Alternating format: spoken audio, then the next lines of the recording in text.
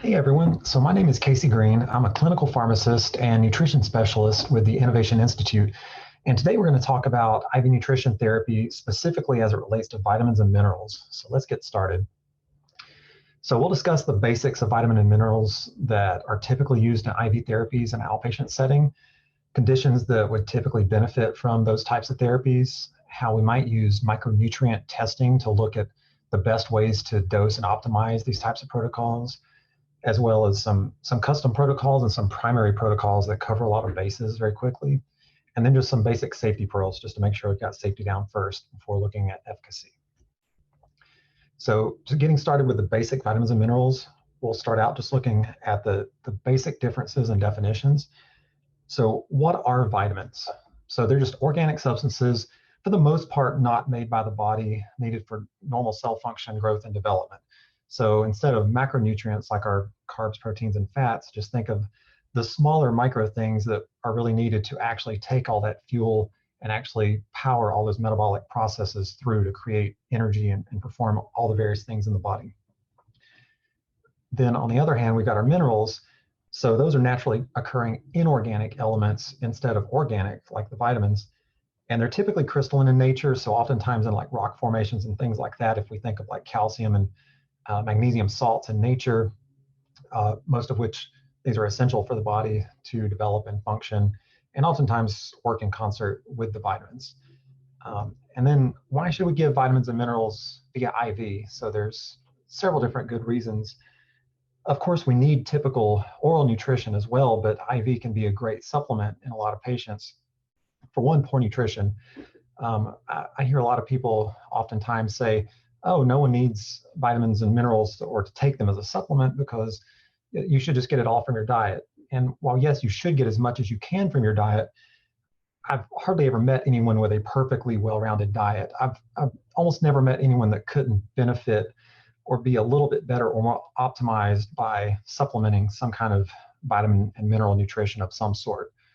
So this is just a good way to boost that, even when the patient will definitely have various difficulties in getting a well-rounded and perfect diet. Then there's poor GI absorption.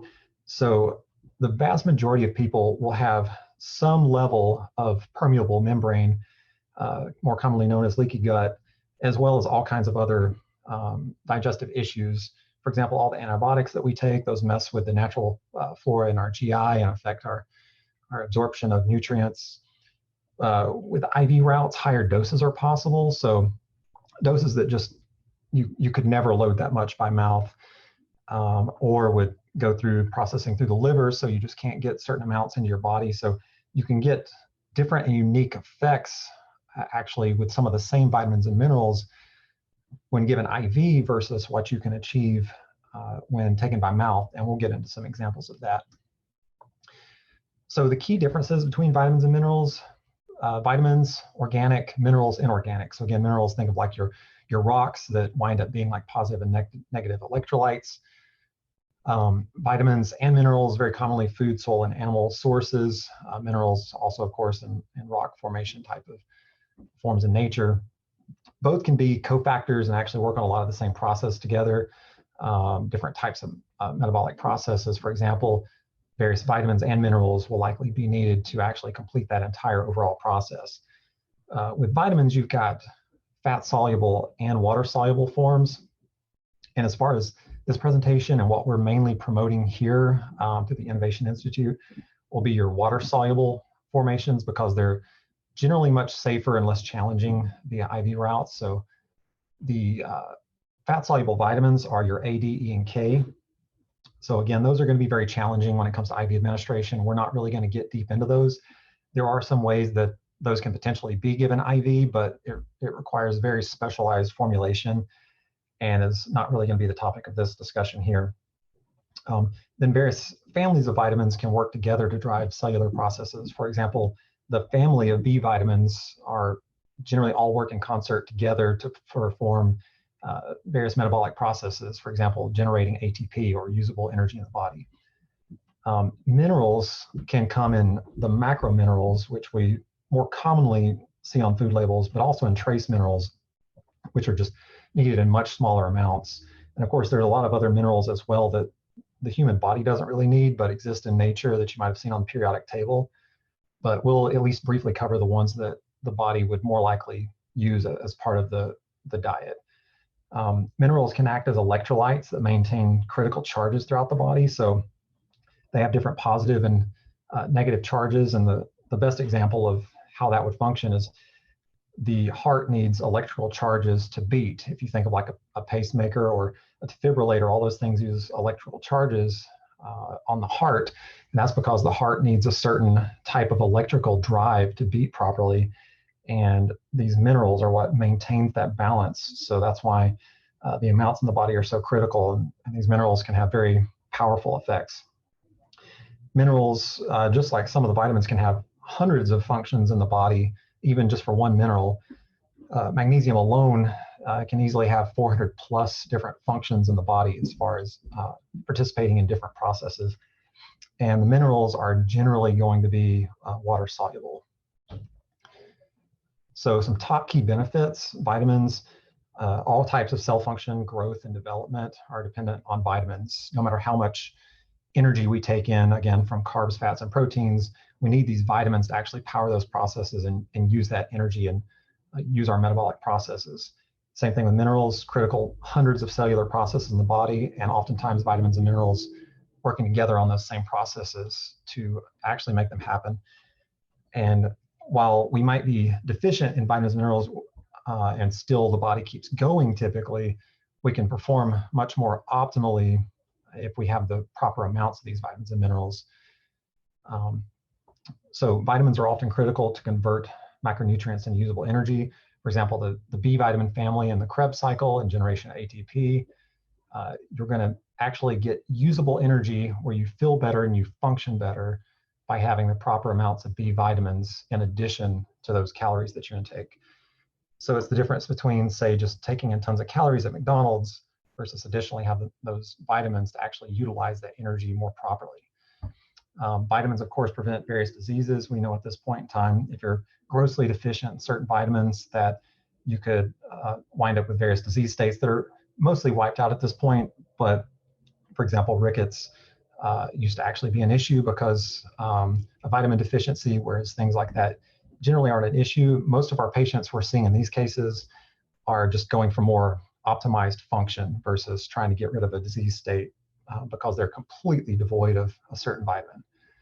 But again, just optimal levels equal more optimal function, which is where you can come in. So some different conditions that might benefit from IV therapy.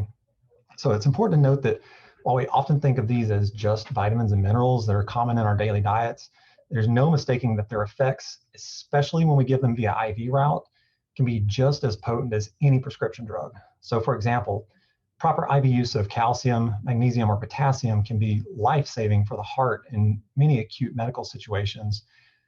Whereas on the other hand, improper use of IV calcium, magnesium, or potassium could have very drastic negative consequences on the heart or even result in death. So the take-home point just being that most of these, while they're on food labels we might see daily and we think nothing of them, once big enough doses are put directly into the bloodstream, the effect can be extremely powerful. So this means it's critical that we as practitioners know what we're dosing when we're dosing, mixing and administering these vitamins and minerals. Once we know how to use them safely, though, the benefits can be huge. And I don't mean just making sure we have minimal amounts, again, for basic health and avoiding some of those old diseases, but by making sure we have optimal amounts, we greatly increase performance and quality of life through better wellness.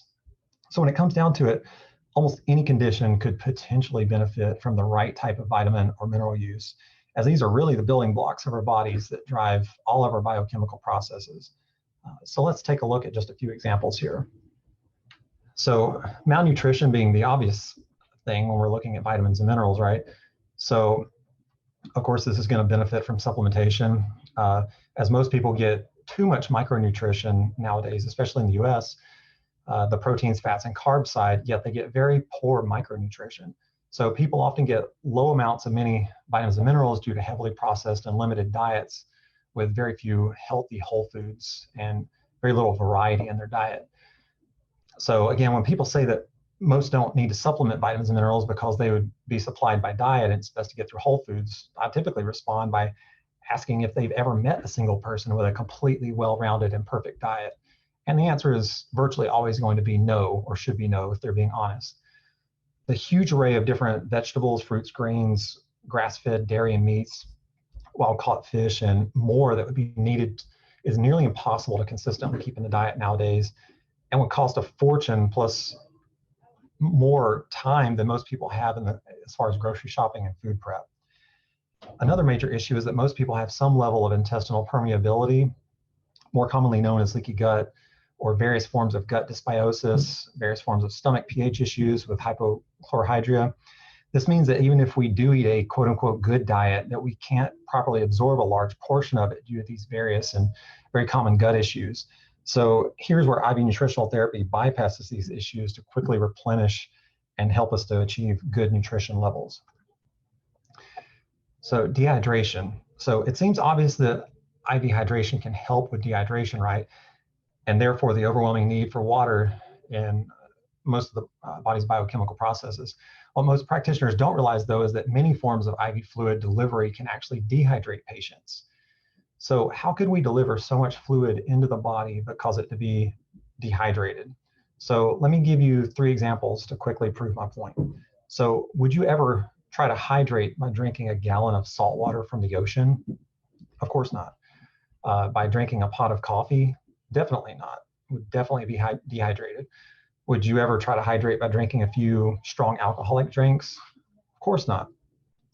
Despite all the fluids you would take in, you would excrete more fluids by urination than what you took in. The saltwater example is the most similar to our IV nutrition discussion here, though, because the dehydration from administration of IV fluids would be related to osmosis. So if we're going to provide a patient with hydration, we need to give either an isotonic or slightly hypotonic IV drip.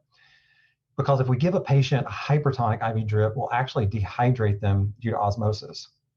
The fluids will go into the body, but even more will be excreted through urination as water follows the excess solute that entered the vascular system. So oftentimes when we add too many vitamins or minerals to an IV hydration drip, we drive the osmolarity way up, thereby making it a dehydrating drip. So this might be fine if we just want to drive those nutrients into the patient and be done.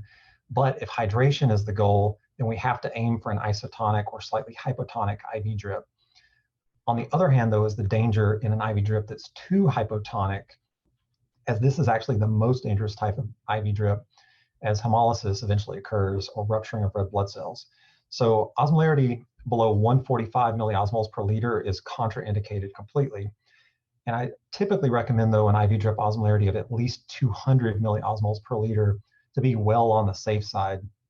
This is why we must understand how to assess the osmolarity of our IV drips to ensure patient safety and treatment success. So it really goes beyond just picking different items to add to the IV drip that are going to be helpful for the patient. We have to make sure that they all combine safely and at a safe concentration. So the optimal IV drip intended to hydrate a patient would typically have an osmolarity between 225 to 300 milliosmoles per liter. Now, chronic fatigue, this is definitely something we all have probably a lot of patients experiencing, if we're not even experiencing this ourselves. So many patients have chronic fatigue because despite a diet that's abundant in macronutrition, again, they're grossly deficient in micronutrition. So many vitamins and minerals are absolutely required to convert those carbs and fats that we take in through our diet into usable energy. Classic example would be the family of B vitamins that power the many metabolic processes to create usable energy, such as B1 helping make acetyl-CoA to power the Krebs cycle, B2 to help with the electron transport chain and fat oxidation, B3 to take energy from the Krebs cycle to the electron transport chain. All of these processes help take our macronutrients, primarily those fats and carbs, and make them into usable forms of energy for the body like ATP. This, of course, results in patients feeling better and having more energy because their metabolism is functioning much more optimally. Another way to benefit many with chronic fatigue would be testing for MTHFR mutation and related types of gene mutations, which will result in deficiencies in the methylation cycle and therefore energy production. The activated form of B12 methylcobalamin can have a huge impact on energy levels in these patients. since up to 30% of the population has a gene condition of this nature. Chronic anxiety is another huge thing that can benefit from IV nutritional therapy. So chronic anxiety is something that the majority of us likely suffer to some degree nowadays, and magnesium can be a game changer here, as the vast majority of the population is hugely deficient in magnesium, and it's the primary mineral in charge of relaxing the nervous system. Most patients will feel instantly more relaxed during an IV infusion containing magnesium. In fact, some patients will be so magnesium deficient and sensitive to the infusion that they can even lose consciousness if it were to be too much or infused too fast. Therefore, it's very important that we know proper dosing and infusion speeds and how to assess how the patient handles it during infusion. This can not only lower anxiety during the infusion, though, but also help build up bodily stores to chronically keep anxiety at bay even later on. So chronic headaches and even migraines, many people unfortunately suffer from these. In these cases, it's very important to make sure that the IV drip is hydrating and definitely not dehydrating. This means knowing how to get the osmolarity in the right slightly hypotonic to isotonic zone again to hydrate the patient, but not adding so many items to the IV bag that you overly increase the osmolarity. So here again, magnesium supplementation can support a decreased chance of chronic headaches and migraines, but it's important to note that administration of magnesium during an active migraine can sometimes have the opposite effect of what we want because it causes vasodilation.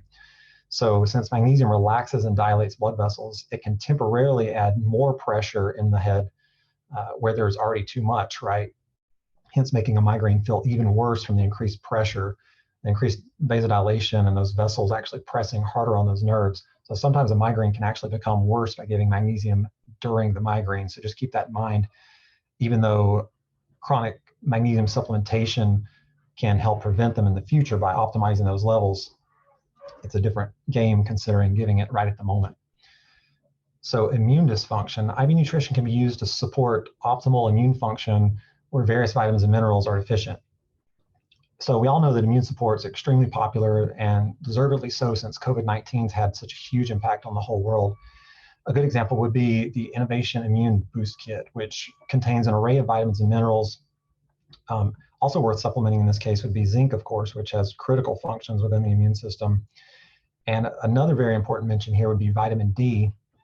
Even though it's an oil solution, so it cannot be given IV, intramuscular vitamin D therapy can help get vitamin D levels optimized much more quickly than oral supplementation alone and significantly optimize immune function. So vitamin D is actually a hormone as well that is critical in hundreds of processes, including those of the immune system. So based on this, intramuscular vitamin D therapy would go great alongside IV nutrition treatments for patients seeking immune support. Then we've got cardiometabolic conditions. And with what we know about medicine and health nowadays, it's really hard to separate everything cardiovascular from metabolic. They really go hand in hand. So many vitamins and minerals that provide cardiometabolic benefits can be quickly supplemented by the IV route without the GI limitations. For example, yet again, magnesium is huge in supporting both healthy blood pressure as well as insulin sensitivity.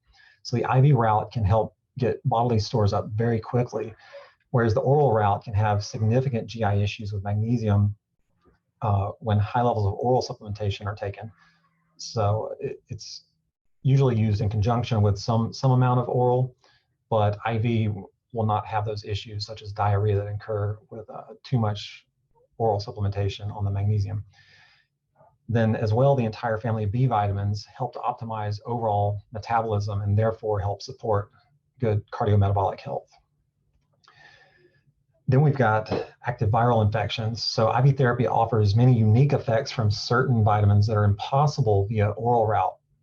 For example, high-dose IV vitamin C builds an oxidative effect in the body that could never be obtained by taking vitamin C orally. You just wouldn't be able to take enough. So this has a very strong potential to support lower viral loads during infections. The mechanism actually shifts from vitamin C's classic antioxidant role that we think of at normal low doses to an oxidative mechanism where hydrogen peroxide is actually generated at high doses. This oxidative mechanism supports lowering viral loads and even provides a good adjunctive option in many oncology patients as well. Additionally, options like zinc via IV as well as combo immune support protocols can help optimize immune function to potentially support how the patient feels and recovers from various viral infections. So just overall looking at, again, at conditions that may benefit from IV therapy related to nutrition, to vitamins and minerals. So it's important to note there's a lot of crossover with vitamins and minerals. Again, for example, both are required to generate ATP and therefore usable energy from the foods that we eat and make us feel better and feel more energized. More realistically, we should think of vitamins and minerals like team members than separate parts. The entire team gets the job done together by performing their more particular parts within the same overlooming job. So even though a series of B vitamins, for example, are involved in the generation of ATP, magnesium is absolutely required as well. So again, here just a basic list, but there's far, far more things, of course, that the vitamins and minerals do, and they have a ton of crossover here as well. So now we'll just look at some case studies and how some different patients might benefit from IV nutrition therapy with vitamins and minerals. So again, we have a lot of patients with chronic anxiety. We've all seen this. This small study with a clinic that we worked with looked at 10 patients with GAD-7 scores of 15 to 21, so classified as severe anxiety. And the goal was to reduce the score to at least 10 to 14, so down to the next level to at least just moderate anxiety. The GAD-7 is basically a test, a self-assessment test where the patient answers a series of questions about their recent events and how they felt. And these patients were given an IV magnesium chloride treatment at 150 milligrams per ml, a 7 to 10 ml range in 500 mLs of normal saline infused over 1 hour, and they had to have 1 to 3 treatments per week to be included in this little mini study. So many patients out of this group had trouble getting enough magnesium orally due to those GI issues that we mentioned just previous, primarily diarrhea, because if we remember, magnesium is so commonly used in the treatment of constipation. So it makes sense that too much, especially in the wrong type of salt forms, if not chelated, will result in those GI issues. So, and when possible, white blood cell magnesium levels were tested in these patients if they agreed and wanted to pay for the extra testing, which was 4 out of the 10 patients. All of those showed significantly improved labs as far as bodily stores of magnesium. And the patients were required to complete this treatment regimen for 4 to 6 weeks before being reassessed with the GAD-7. So what was the result? 5 out of 10 patients went down to the moderate score on the GAD-7, and 3 out of 10 patients went down to the mild to minimal score. So definitely showed a strong trend, even though in a small group, that even a short-term treatment with some IV magnesium could get levels up enough to significantly impact these patients' anxiety levels. And things like this can be very useful because this is more of a root cause type of thing, balancing the basic vitamins and minerals that the body actually uses as part of the diet to help control things like anxiety versus going straight for the prescription meds right off the bat. In this case study, we look at chronic fatigue. So of course, that's another huge problem, very common to many, many people. So B12 can be very, very helpful with chronic fatigue. So B12 alone or in combination bags can have an almost immediate energy boosting effect and is very popular with a lot of our clinicians. B12 is critical in many pathways related to our energy levels, including the formation of red blood cells, which of course carry around all the oxygen and nutrients our cells need for energy, as well as mitochondrial energy production in every cell of our bodies. A simple 1 milligram, aka same as a 1,000 microgram dose, is usually sufficient in most patients to experience a significant energy boost even that day during infusion. It's important to note too that the primary form of B12 found in diet and most supplements is cyanocobalamin, which still needs to be activated inside the body. Unfortunately, up to 30% of the population have issues interfering with the methylation process, which is what helps transform and activate cyanocobalamin into methylcobalamin. These patients likely experience far greater fatigue than the average overworked and tired adult, and they will need the activated B12 and methylcobalamin to really boost their energy levels and get the full benefit. Hydroxycobalamin is another form of B12, and while it's not already activated like methyl B12, it has a different benefit related to IV administration in that it stays in the body far longer than other B12 forms before being renally excreted. It does still need to be activated though, via methylation, so that could be a drawback in some of those patients with those methylation issues. Then we've got vitamin B6, aka pyridoxine. This, when combined with vitamin B12, can provide a powerful synergistic energy boost. According to a published study called Mitochondrial Function and Toxicity, Role of the B vitamin family on Mitochondrial Energy Metabolism, both B12 and B6 are required together to maintain mitochondrial carbon transfer cycles. And since we all know mitochondria are the powerhouse or power generating parts of every single cell in our body, we then know that B12 and B6 make a powerful team when it comes to boosting energy levels. So typically a 100 to 400 milligram pyridoxine per infusion dose is used and has to be diluted to avoid reactions like dizziness, faintness, and tissue irritation. It's also worth noting caution in Parkinson's patients, as high pyridoxine doses can reverse effects of levodopa by causing it to metabolize off faster. We've worked with hundreds of clinicians at this point, serving thousands of patients that have experienced the immediate energy boosting benefits of either B12 or a B12 plus B6 combo type of infusion. Of special note too, the Innovation Myers cocktail kit provides both the long-lasting hydroxycobalamin form of B12 and pyridoxine in combination, as well as a very well built out combination of other vitamins and minerals to make it a very quick, easy, and simple way to offer your patients a powerful energy boost. Most practitioners we work with note that patients almost immediately feel more energized during NAD plus infusions. In fact, the effects are so strong that it's very important to conserve the drip rate to make sure there's no more than 125 milligrams of NAD plus infused per hour, or else tachycardia can actually result due to the extra ATP generated in cardiac tissues. So NAD plus becoming a very popular therapy, a pretty immediate energy boost for most patients getting this. Just have to be careful with the infusion rate and just know the concentrations you're looking at. It can come in 100 milligram per ml or 200 milligram per ml infusions. And you do have to factor in the amount of time that these infusions have to be given over. But many potential anti-aging and overall health benefits to NAD plus infusions, and definitely for chronic fatigue, a great option to look at. Then also with chronic fatigue, we've got vitamin D. So again, this is not for IV infusion. It's intramuscular only, but extremely beneficial in chronic fatigue. Great support for seasonal mood disorder. We all think of how much more sun we get in the summer and how mood is generally better, where seasonal mood disorder sets in the winter. And that's highly associated with vitamin D levels and getting more sun during the warmer months. Something that most clinicians don't know is vitamin D significantly increases testosterone levels in men. Some studies show even as much as 25% when getting good doses of vitamin D. And that's going to be dependent on what their starting levels were, how deficient they are, of course. But since most patients tend to be on the more deficient side without supplementation, great chance you can really help men out and their natural testosterone levels with some vitamin D supplementation, which of course that leads to more energy, more drive, more focus, all those benefits we think of with healthy testosterone levels.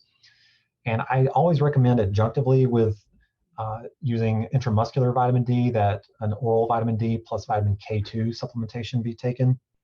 And without going too deep into it, this is to maintain the proper calcium balance. So vitamin D helps the gut to absorb the calcium properly, and then vitamin K2 helps to get that excess calcium out of the arteries and off of those plaques and deposited into bones where it belongs.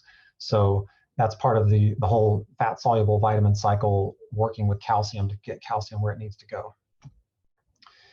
Now a case study just looking in general at Ironman runners and how we generally recommend treating those. So again, remember that more fluids does not necessarily equal more hydration, and can even mean dehydration with hypertonic fluids, right? So this needs to be avoided in the heavily dehydrated patients that commonly come in with headaches as well.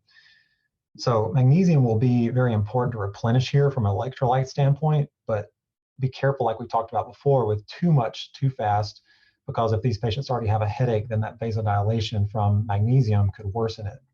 But on the other hand, this is challenging because magnesium is likely an electrolyte that these types of patients need to replenish. So you might just have to dose magnesium on the lower side or run the drip slower. But in these types of patients, hydration is the most important thing we need to look for. So slightly hypotonic to isotonic drips, so not hypertonic. So loading the bag up with as many vitamins and minerals as possible is not really the main goal here. It's more make sure the drip is hydrating first, and then if we can set the bag up right, then we can deliver the basic vitamins and minerals that they need to replenish. So then mineral and therefore electrolyte replacement is very important, of course, from all the sweating from these types of athletes. So a good option often is to start with half normal saline, so 0.45% sodium chloride carrier solution. But then this depends on how much you add to that bag, because you're going to need to get the osmolarity up well over 200, because again, you want it to be slightly isotonic or slightly hypotonic to isotonic. So you definitely want to keep that osmolarity at bay, because if you add too many items, especially to a normal saline bag, you're going to quickly spike up the osmolarity and cause dehydration, which we want to avoid. And it's worth noting, on an outpatient basis where we don't really have the very tight electrolyte monitoring that we would have in an acute care setting like the hospital, there are times to use it, but I'd be very careful with dosing potassium without that very tight monitoring, because of course potassium used improperly could have very harsh implications on heart health and the risk of arrhythmias. So just definitely make sure you know the patient's levels if you're going to get into supplementing potassium, or if it's necessary, say with a high-dose vitamin C protocol, which wouldn't be used in an Ironman runner example, of course, but just noting caution with potassium, as it is a riskier thing that we really need to know what we're doing and know what those levels are. So the actual vitamins are probably of the lowest importance here, but definitely valuable nonetheless. It can certainly be good to get some B vitamins and some things in there for energy in these kind of patients, as long as we don't bump up the osmolarity too much. So now we'll look at micronutrient testing to see if we can optimize our dosing and what we actually need to give these patients as far as vitamins and minerals go. So traditional blood serum testing can sometimes be insightful, but more often in an acute illness setting, as it only shows a snapshot of that very moment, and it can often very poorly assess what actual body stores might be like, especially when it comes to minerals. So white blood cell or red blood cell testing for intracellular insight actually gives a more long-term view of the picture. So a good example, think A1C versus a one-time blood sugar at that single point in time. The A1C is like a bigger, wider, more long-term view of how their blood sugar health actually looks compared to that one blood sugar, and is arguably a better assessment of function in that the nutrient is actually being utilized inside the cell. So just a few quick important notes as far as micronutrient testing, specifically with vitamins and minerals. Again, white blood cell or red blood cell typically preferred. Since most vitamins are water soluble, they're actually rapidly cleared and have very little actual storage in the body. So it's debatable whether testing for a lot of these is actually useful versus just knowing that the patient needs a regular supplementation of healthy amounts. Vitamin B12, though, is the exception, as the liver can actually store up years worth of vitamin B12 for use, probably just because the body knows it's so critical to keep on board. Most patients, unless they're not meat eaters, will be relatively okay on B12, but if they're vegan or vegetarian, they're likely going to have lower B12 levels, and that might have to do with their lower energy levels in some cases. But we generally consider white blood cell, red blood cell testing superior for mineral assessment, especially. Again, that long-term picture and more functional information related to actual bodily stores, for example, in the bone. So again, think back to that A1C versus the simple blood sugar, and how A1C is a better long-term big picture of what's going on. So, and again, typical blood serum only showing really the immediate snapshot in acute illness. If those electrolytes, the potassium, magnesium, calcium are off on blood serum, that's more indicative of an acute illness. Whereas if we're looking for more like outpatient, ongoing like supplementation to get levels more optimal for optimal performance, et cetera, then that white blood cell or red blood cell type of testing is going to be generally superior. So some different uses as far as the micronutrient testing. Again, as far as most water-soluble vitamins, there's going to be limited value, with B12 being that exception. And getting B12 levels optimized will definitely help patients' energy levels. And then again, there's about 30% of the population where testing MTHFR and related types of tests can be useful to see if they have methylation problems, in which even though they're taking in enough macronutrition, again, those fats, carbs, and proteins, they might have trouble actually converting them properly to ATP or usable energy because they're not able to methylate and power these metabolic cycles properly. Then there's vitamin D testing, which is highly recommended. I would definitely recommend vitamin D testing in all your patients. So 25-hydroxyvitamin D is the test to look at. Typical lab range can vary a little bit, but generally 25 to 80 nanograms per milliliter. And according to the Institute for Functional Medicine, a range of 50 to 60 nanograms per milliliter would be most optimal, although a little higher could still be better than a lower level. And it's worth noting higher levels of vitamin D only really seem to become more dangerous when you don't have a balanced intake of all the vitamins involved in the calcium cycle, which are your fat-soluble vitamins. And that's because they ensure proper calcium gut absorption and then removal from the arteries and plaques and finally placement into the bones. So those fat-soluble vitamins play a huge role in balancing that entire cycle. And magnesium tends to be a very valuable test in most patients, as again, most people are very magnesium deficient. And this is almost never seen on a standard serum blood draw. Magnesium levels will typically look fine, but then when you look at, for example, a white blood cell test where you can see inside the actual cell and get a bigger, better picture of what the bodily stores are actually like, most patients will actually be low. And then it turns out that some reasonable supplementation can actually do them a lot of good as far as optimizing, boosting their energy levels and overall health, blood sugar control, everything. A lot of that will be supported by getting magnesium levels optimized. So optimal levels of vitamin D are highly associated with lower chronic disease levels and optimized function across all kinds of chronic disease states. Because again, vitamin D is not just a vitamin, it's a hormone, and it powers well over 400 processes that we know of. So very critical thing to look at and support overall wellness. Testing for minerals for supplementation, again, the white blood cell or red blood cell testing is preferred. It's worth noting it can take long periods of heavy supplementation to correct in some cases. And the IV form of supplementation here can really help because, again, when it comes to, say, oral supplementation of magnesium, the GI gut issues can be so bad that the IV can really help get more in the system while bypassing those gut issues. So now just looking at some vitamin and mineral protocols. One of the primary ones that we have here is the Innovation Myers Cocktail Kit. Most of you have probably heard of the Myers Cocktail. It comes in a lot of different forms, but the one we've put together is a very good, well-built system. It's been used tens of thousands of times at this point. It's a combination vitamin and mineral kit with the individual preserved ingredients. So one kit includes 4 infusions per kit and comes with a protocol that you can set up to either put in various types of IV bags or the push of your choice. You really just want to make sure the osmolarity is optimized and that the patient in general can handle it from a renal standpoint and a fluid standpoint and overall medical assessment. But a very good overall general nutritional protocol to use. Then there's the Innovation Immune Boost Kit, which is actually, the backbone of it is the same as our Myers, but it really just adds 2 different ingredients to give some antioxidant support on top of that. But again, individual preserved ingredients, 4 infusions per kit, and you can really put it in the IV bag or push of your choice as long as the osmolarity is optimized. So it really just adds glutathione and acetylcysteine for that added antioxidant support. And I'll also note that adding zinc to this is another great option for additional immune support.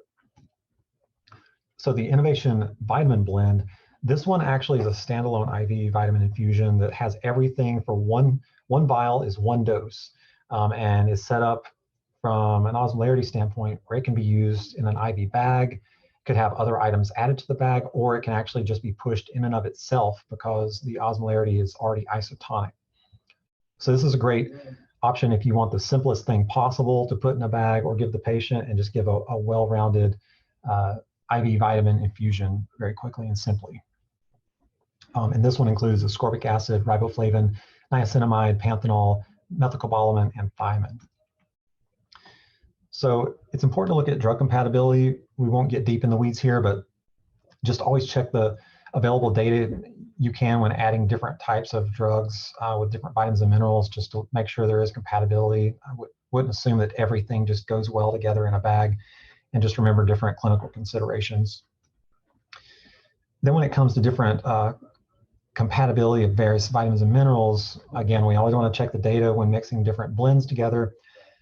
Luckily, most B and C vitamin blends are relatively compatible.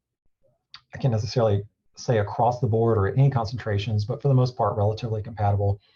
Then mineral compatibility can get a little more complicated depending on the risk of salt formations and concentrations. So basic notes, just remember higher concentrations equal higher risks of salt formation. Now, of course, when salts form in the solution, it can't be given IV, right? As that would, of course, be dangerous to the patient. We've got to make sure everything is completely dissolved in solution. And then colder temperatures always will also mean a higher risk of salt formation. And that's not to say that nothing would ever be refrigerated, but that's just a note to say colder temperatures are more likely to cause that.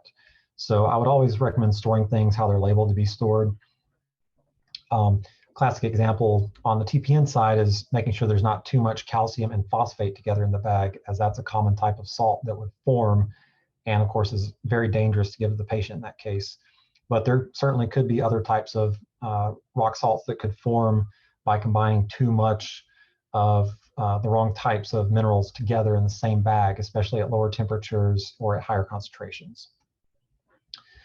So now we'll just look at some general clinical pearls as far as safety goes, because of course we want to make sure that we're being safe first and not harming the patient, even before we look at all the different things we can do to help them on the efficacy side.